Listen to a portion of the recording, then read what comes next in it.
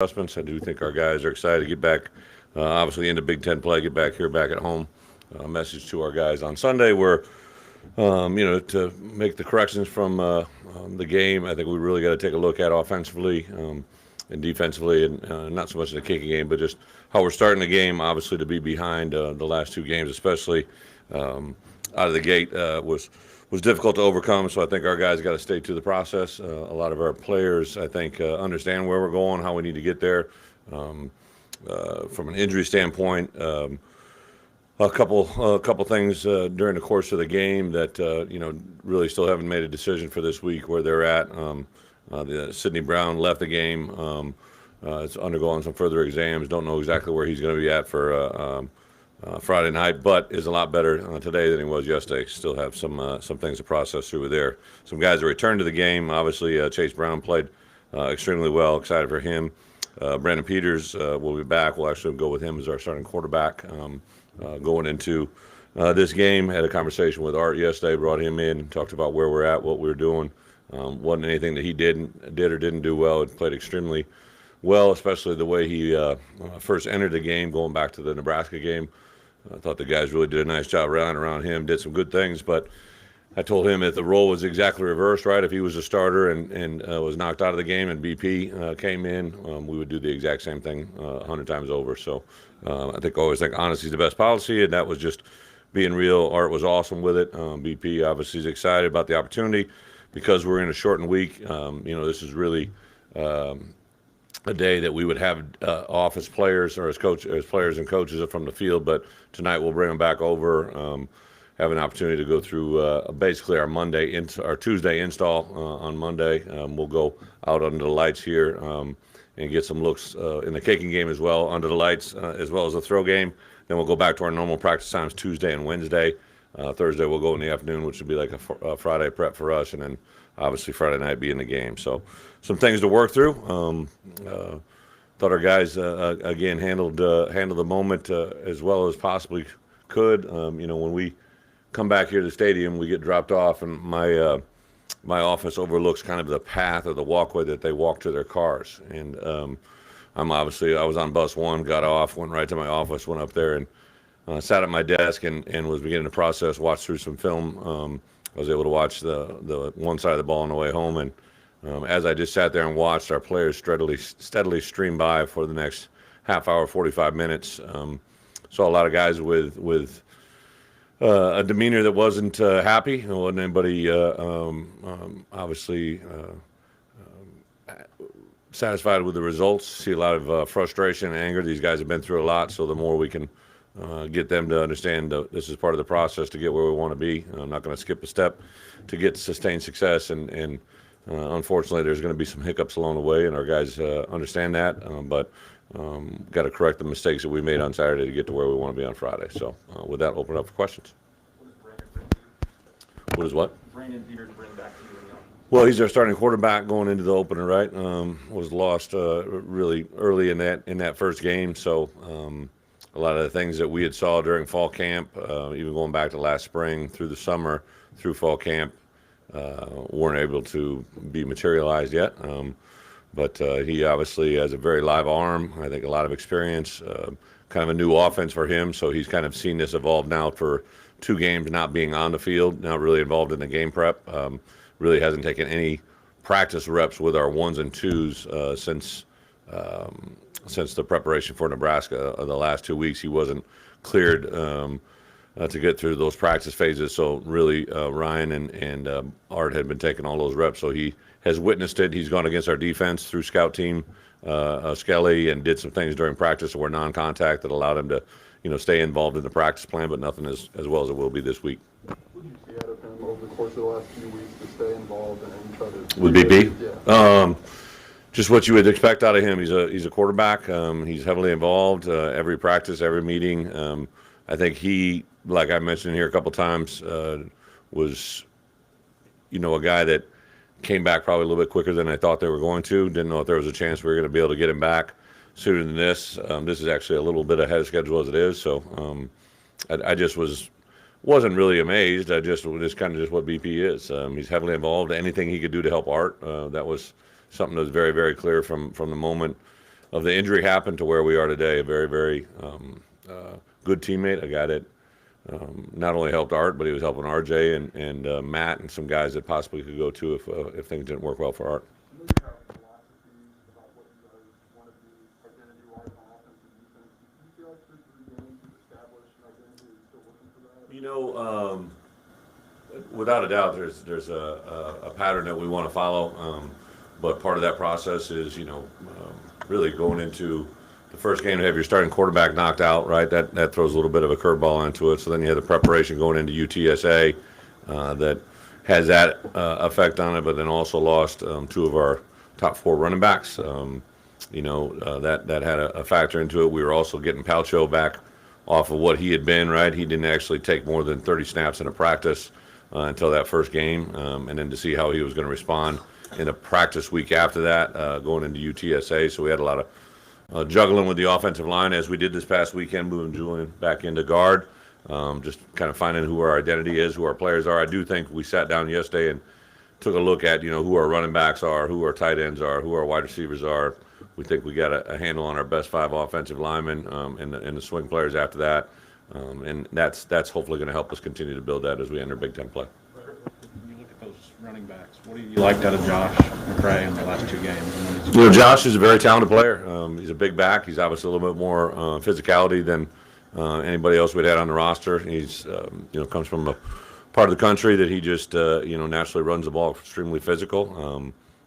He's a very talented back. The coach that recommended him to me was the coach that had recommended Melvin Gordon to me, so he knew the kind of backs that we had liked. He'd been recruited by a lot of different schools as a linebacker, and he knew that I liked big backs. So that was something that was easy to see. But I think when he pops in the game, you can just see his energy level kind of brings to the offense, to the offensive line. There was a play on Saturday where he kind of hopped over and looked like it could go for a big one. And he's into it. I think we got to let him learn the game a little bit better and let it come to him. But I'm excited where he's at. What do we attribute the slow starts to? Our opponents, a little bit. Offensively, there's definitely, I think, you're always going to have a game plan element. And sometimes as you get a little bit deeper into the season, you'll understand what your opponent's going to bring against you. I think part of our unknown was they didn't know what we were going to do, so we didn't know how they were going to defend us, right? It kind of works both ways. So that there's definitely a give and take there. I think offensively, when your number is called, whether it be at the quarterback, running back, wide receiver, an offensive lineman throwing a block, a tight end, either the throw game or the run game, early on we got to answer those questions quicker and with a little bit more, a little bit better execution, and hopefully that'll help us out. And then on defense, without a doubt, obviously, we just got to make sure that we've got the calls that we want and be able to execute the adjustments, because people are giving us a little bit of formational adjustments, some things that caused us to get out of position early. You guys get more pressure on the quarterback. Yeah, there's 2 ways to apply pressure, right? Mental and physical. Mentally, to give different looks and to make him understand what he's processing before the snap is one. And then the physical pressure is just whether we want to bring 3, 4, 5, 6, or 7, pressure. A little bit of the game flow kind of plays into that. Also, what kind of quarterback you're facing. Through 3 games, we faced quarterbacks that really do, run the ball really well and escape pressure. So you want to make sure you're able to corral him and understand what we're trying to do to bring pressures if that's what we have to do. Brett, you mentioned opposing quarterbacks kind of stressing your defense maybe a little bit with their kind of skill sets. How important is it for your offense to be able to stress defenses with their different kind of skill sets and different things you can throw at that? Yeah, I answered his question about how do you bring pressure, and I said one of the things you have to factor is what your quarterback does. So when we have an offense, Art has really probably been a surprise to not just us, but the opponents we're playing, that he's been able to scramble for some first downs with his legs. I think BP is a guy that, unlike what maybe people would describe him as a drop back guy, he is a guy that can also move and generate some things with his legs. It's just at this point that's not the emphasis on our quarterbacks. Our emphasis is on handing the ball off, executing on third down with a throw game, and then if presented with the opportunity to scramble, he'll do that. Coach, if you take this win against Maryland, You're still 2-0 in the Big Ten. You're at the top of the West Division. Do you feel like that could be a major turning point for the season to kind of forget about the last 2 games? The season started with 12 opportunities in front of us. 3 are behind us. We're a 1-2 team on paper. But for our guys, they have a 1-0 mentality on a week, right? Every week they're just trying to lock themselves into whatever they have to do to have success this week. I told them yesterday to have success on Friday was going to be very important for us to have success on Monday. And that's part of the process we're going through. A lot of times people want to jump to the end like you just did. Like it doesn't work that way. As a player, as a coach, you can't. If we were sitting here 3-0, I'd be saying the same exact thing. The problem is we aren't, right? So everybody wants to focus on the fact that we're 1-2. So in my previous experiences, when we've been 3-0, and in previous experiences have been 1-2, the fact that you focus on the week at hand is all that really matters. If you start trying to figure out where you're going to be at the end if something hypothetically happens, you just wasted, some time in your life you'll never get back. So everything we do is about the preparation for Maryland today. To have a good practice tonight on the lights is our only focus, and what that does to affect Tuesday will affect Wednesday, will affect Thursday, and then Friday. I know it's not the answer we always want, but that's the answer the football team has to go under. Does the compressed schedule this week actually help you do that?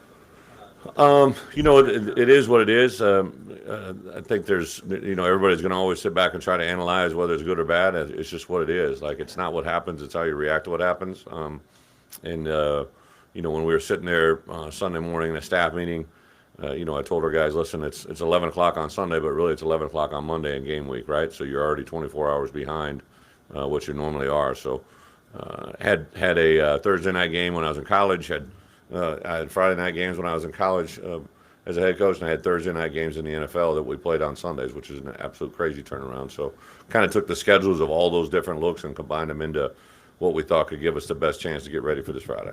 What are some of the things you pointed out to your guys about Maryland? About Maryland? Yeah.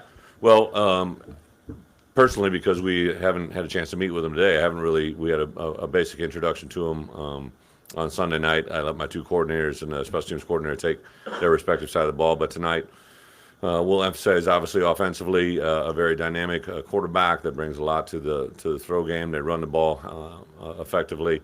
Very, very balanced on first down, almost 50-50. But you can look at some specific things within that number. Get the ball to the perimeter a lot to their wide receivers defensively, an advantageous group that has improved greatly from a year ago. They've had transition at both offense and defense as a coaching philosophy, and in special teams with Coach Zook. So there's a lot of newness to their team this year through those 2 games that hadn't shown up until this year. Luke obviously week 0, and then Daniel week 1, kind of bigger games. But how do you get them both going at the same time within the offense? Who's that? Luke and Daniel, Luke Ford and Luke and DJ, they're both playing tight end, but we kind of use them both a little bit different. Tip is kind of the stopgap. Luke is a certain type of tight end that we've used on the line of scrimmage and off the ball as well. And then DJ has kind of been more of a movement guy. So both those guys, do a lot of different things. The game plan this week is going to have some carryover from what it's been in the first 3 games. But the biggest thing for us, especially at the tight end position, is to look how a team plays us and how we can most effectively use them. Penalties, mental error, turnovers. Do you address the unsportsmanlike conduct penalty differently than you address other penalties when you go to review? Yeah, great question. So you guys have heard me say it. You just regurgitated it. One of the 3 biggest ways you can effectively lose games is penalties, mental errors, and turnovers. So turnovers were actually, even on the year. We had it even through the first 3 games. So we haven't gained an advantage or a disadvantage through that. I do think our guys were attacking the ball on Saturday, and I think we protected it fairly well. We gave up the fumble at the end with Chase and the interception at the end on the sideline.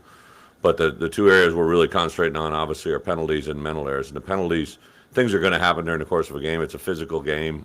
Every player that's played the game, you realize you get caught in an occasional situation. An offensive lineman might hold, a defensive player might have a face mask, but the post-snap or pre-snap, however you want to say it, the plays that happen before the ball is started play or after the ball is played, you just can't have them. You can't be tolerated. Unfortunately, we had 3 within a pretty quick span that accounted for 45 yards. We had 90 yards in penalty, and 45 of them came on 3 different plays that we're not going to be able to win many football games. That definitely got addressed. As a head coach, I can always address those things right when they happen, but usually I'm hot. They are obviously hot. They just had it, so it's usually never a great situation to learn from. So we took a deep breath. I addressed that individually with those players on Sunday, and pretty sure that won't be won't be something that at least those three, and hopefully our team won't do again. And then the big one is mental errors, right? When I asked a question earlier about slow starts, we just have had some things that we're not on the same page as players and coaches at the beginning of the game with mental errors, and we got to make sure when we make a call that they know how to execute it, and vice versa. That we as coaches have to have confidence in them knowing the plan. Knowing your first 5 offensive linemen, does that mean, Doug, you have optimism that Doug will be good to go on Friday? There is nobody that's been ruled out from anything. Doug, actually, the week before was banged up and didn't get back on the practice field, I believe, until Thursday. Well, he practiced Wednesday a little bit, Thursday, and then Friday felt good. Was doing really well in the course of the game, and then had another injury. Doug is playing at a high level. Very intelligent player. Plays with great heart, great energy. He's a great communicator for us. So he definitely is a guy that has rubbed off on everybody in a positive direction, especially up front. You mentioned tackling on Saturday, and how do you address that? Short week, hard to go full contact in practice. Yeah, so, when we entered fall camp, there was only 2 days that you could go, full scrimmages, and we kind of addressed at that point, like, listen, those are obviously going to be live scrimmage days, but how we practice and how we incorporate tackling drills during the course of the week don't really change whether it's a short week or a long week. Today we'll be in Spiders, so we won't be able to tonight, but tomorrow they'll have a tackling circuit. A lot of the tackles that we missed on Saturday really showed up uncharacteristically guys that had been pretty sure tacklers at that point.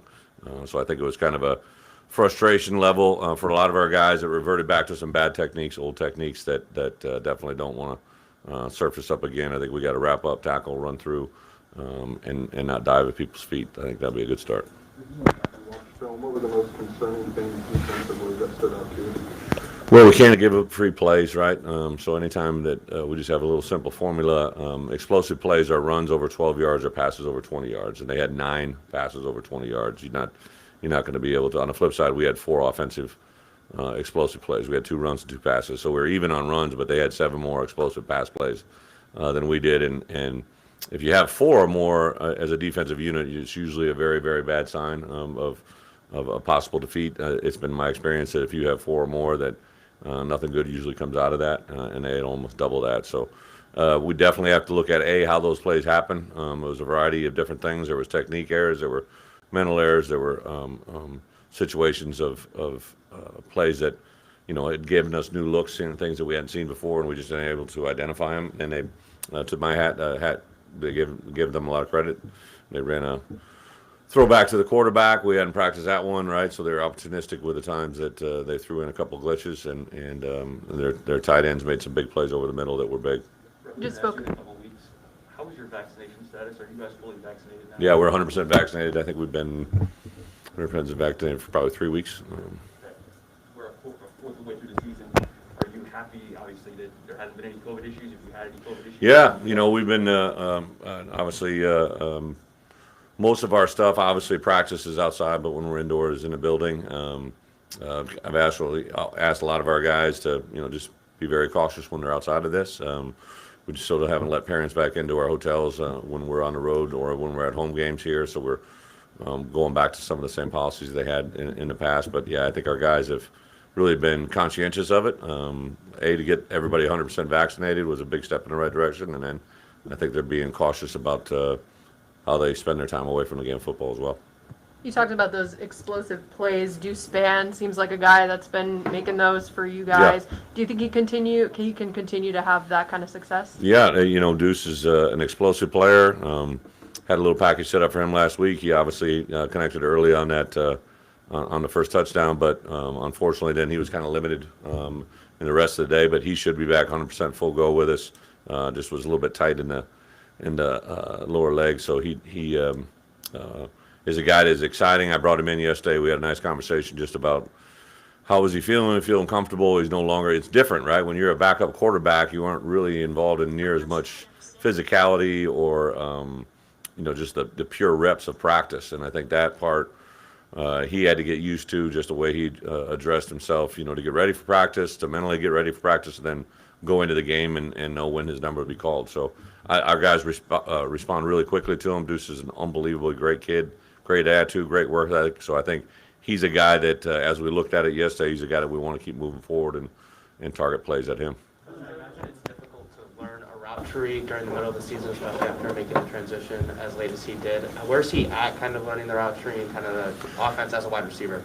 The good thing about a route tree is you got to know as a wide receiver, but you got to know it as a quarterback, right? So he didn't have to learn anything over again.